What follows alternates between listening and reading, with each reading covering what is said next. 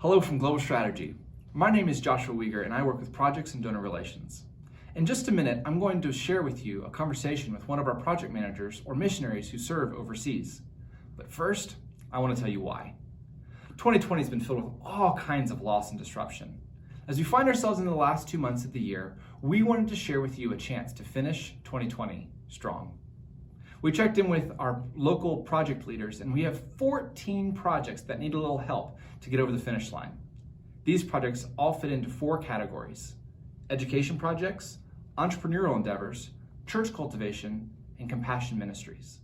We have a unique opportunity before the end of the year to maximize a $50,000 match. This means any gifts toward our year-end Finish Strong campaign will be doubled. For more information on our campaign or the match, please visit childglobal.org/finishstrong. Karim, thank you so much for joining me today. I'm really excited about this opportunity. I've been to Lebanon, where you are currently. The thing I remember most was, of course, the people and how bright and just energetic and joyful everyone was that I met. But then it was also this meal that I was set down to where they kept bringing plate after plate after plate after plate. It just never ended. It was amazing. And so I have very fond memories of Lebanon. And anyway, can you introduce yourself and just give us a little brief who you are and what you do? Sure. Josh, in Lebanon, whoever comes here has almost the same experience. We don't like people going home like not well fed and well traveled. So it's our pleasure. My name is Karim Anayssi. With my wife, we lead a ministry called Cedar Home. And Cedar Home is 70 years old this year. It's a girls' home. It was started in 1950 to help street kids identified by 2 Christian men. Then, long story short, it developed into a registered society, a Christian society, and it has always been under the umbrella of the Church of God in Lebanon. That's what we've been doing since 8 years now. We left Canada to do this specifically, and it has been our greatest pleasure and reward so far as a family. So good. Well, you have a beautiful family, and you're doing a really good work there in Lebanon. As we get started, I know that the people watching this will remember just a few short months ago the horrible catastrophe at the docks in Beiruit. Would you tell us how that affected you, and then give us kind of an update of where Beiruit is now? Yes, sure. As you said, Josh, it has been to everyone here a horrible experience. And we're still living it up to today, because if we look at the port of Beirut, because nothing has changed, nothing has been rebuilt or restored, as if the explosion happened yesterday. And the port of Beirut was a beautiful place when we travel beside it, and it's just on the main highway. We always felt proud of that thing going on there. It's always lit. It's so organized. The huge warehouse is so fantastically built. Now, if you see it, it's like a nuclear bomb exploded there. So it's heartbreaking. More than 50% of Beirut is destroyed. Is a it's a catastrophe zone. You see, there are shells of houses. The main structure. Anything else is gone. So many people died.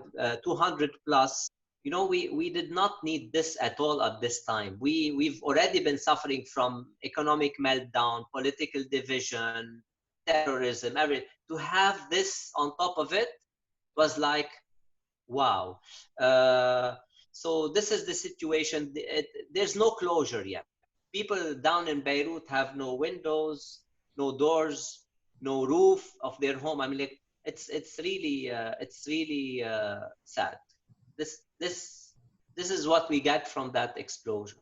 This isn't something that's just going to go away, and it is piled on top of one thing after another in Lebanon. And I just want to say our hearts have been with you. We've prayed for you. Our churches have prayed for you.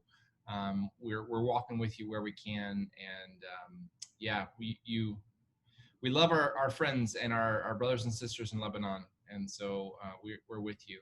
I've got like so many emails from friends from the Church of God in the US and other friends in the US and Canada asking about us from like after probably an hour of the explosion, because it was so huge that I mean the whole world found out about it. And you know, this is what keeps us motivated. You know, something happens here, I get a phone call from the US. That was so beautiful for us. And you asked me about how it affected our ministry. You know, we minister in Lebanon. We live in Lebanon. We have friends in Lebanon. We eat in Lebanon. We shop in Lebanon. The explosion affected the whole circuit of life for us. Thank God, none of the people we know, or friends, or girls, or communities of Cedar Home girls were affected. Some broken glass, some knocked out doors, but no fatalities. Tell us about the girls that you serve.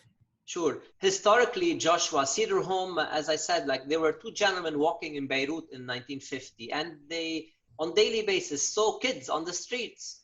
So their hearts were moved, and they said, like, this cannot happen. Like, we eat at home, they don't eat. So they used to give them sandwiches every day. Then they said, why don't we invite them over to our families and start something for them? That's how the concept of Cedar Home began.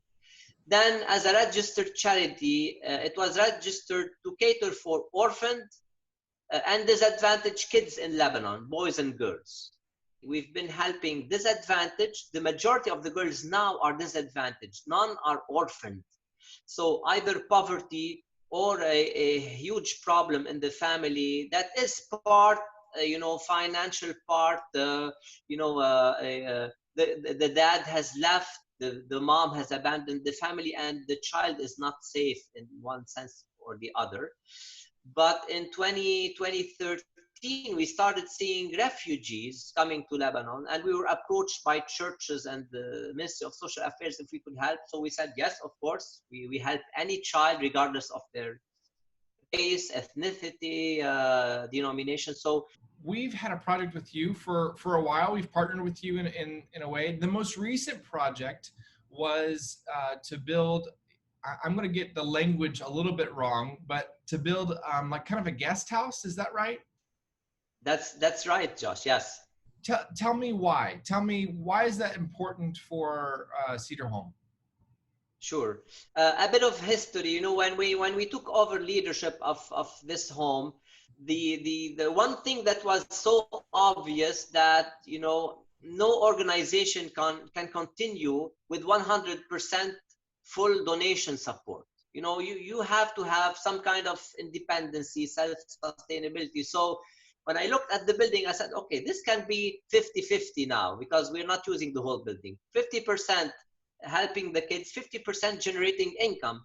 We are in a very beautiful area of Lebanon, pine trees, beautiful weather. So that was the idea. And I said to myself, if that can be achieved, whoever's gonna come after us will get a almost self-sustainable project, which is at the end of the day our duty. You need to make this in an organization. So that was the idea. We reached out to you, and you were so gracious in accepting the project. The project is complete. It's done. There are minor finishes that we weren't able to do just because the last 2 years, I mean, this economic meltdown and inflation, which has reached 300%, hasn't started yesterday. It has been happening since 300 years. We were since 2 years. We've been in race with time. We get donations, we look at them, they're worth nothing. It's just crazy. So, but I'm glad we were able to do all the major work. Some final touches are needed. Now we used the place, we rented it out for several groups, church groups, for retreats, and so it was fantastic. They loved it. We have ACs in rooms, It's all brand new. We have a nice view. uh, but then, the situation in Lebanon and lately COVID has, like with every business in the world, kept people apart. So hotels were empty, blah, blah, blah. Then Cedar Home, as well suffered from that. And is there anything else you want to share to potential partners with the year-end campaign? Sure, sure. I want to say thank you for all the people who uh, know about us, pray for us, and want to know more. I can tell you one thing, because of COVID, Joshua, and because we are concerned for the safety of our girls, we have switched to a non-residential model since March. So we have turned into, if you want, a relief ministry. We are helping the girls in their residence if they have one. If not, we have placed some with host families. We are helping them there with everything: food, medication, internet, generator power, so that they can continue their education online. I visit them twice a month to make sure everything's fine.